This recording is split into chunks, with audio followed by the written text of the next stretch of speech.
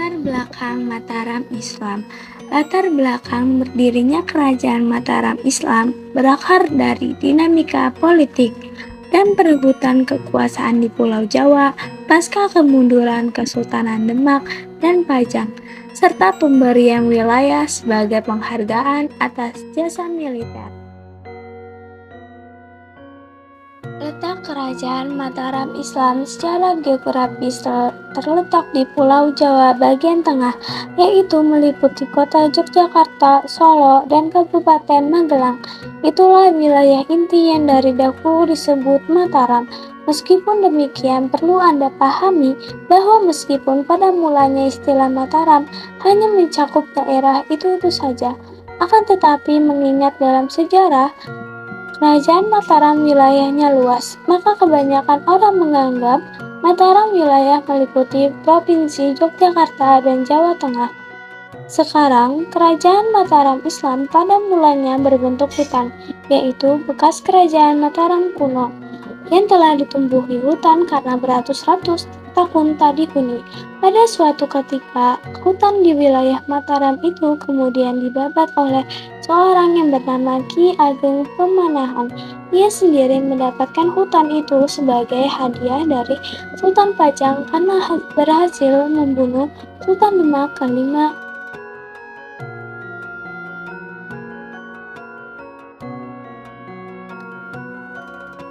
Kemudian membangun hutan tersebut hingga menjadi keadipatian. Ia kemudian menjadi Adipati Mataram pertama. Kala itu, ibu kota keadipatian Mataram beribu kota di Kota Gede. Sekarang masuk wilayah kota Yogyakarta.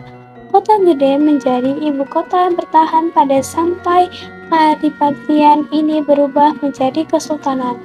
Meskipun demikian, pada tahun 1613, Kota Gede kemudian tidak lagi dijadikan sebagai ibu kota. Kesultanan Mataram kemudian membangun istana dan ibu kota kerajaan baru di Karta. Ibu kota baru Kesultanan Mataram yang bernama Karta ini dibangun oleh Sultan Agung pada 1613. Adapun Karta sendiri sebenarnya tidak jauh dari Kota Gede, hanya berjarak 5 km saja. Wilayah ini masuk wilayah Kabupaten Batu Sekar. Silsilah Raja.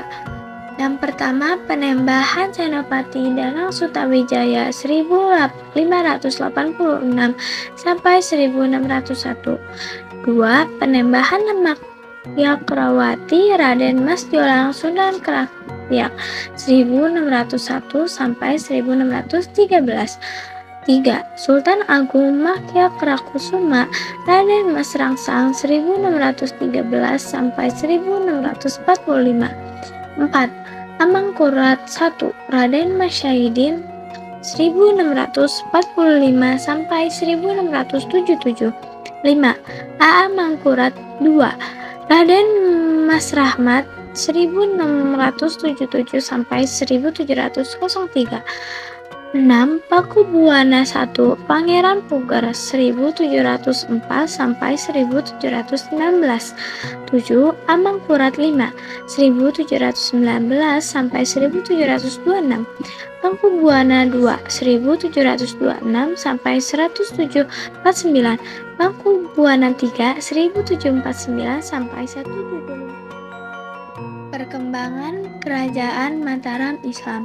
Perkembangan Kerajaan Mataram Islam terbagi menjadi masa kejayaan di bawah Sultan Agung 1613 sampai 1645 yang ditandai dengan perluasan wilayah, kemajuan ekonomi dan budaya, serta masa kemunduran yang dipicu oleh konflik internal dan campur tangan VOC.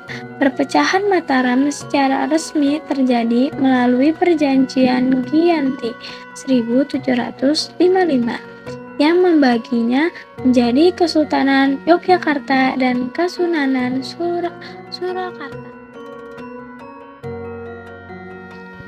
Keruntuhan Kerajaan Mataram Islam.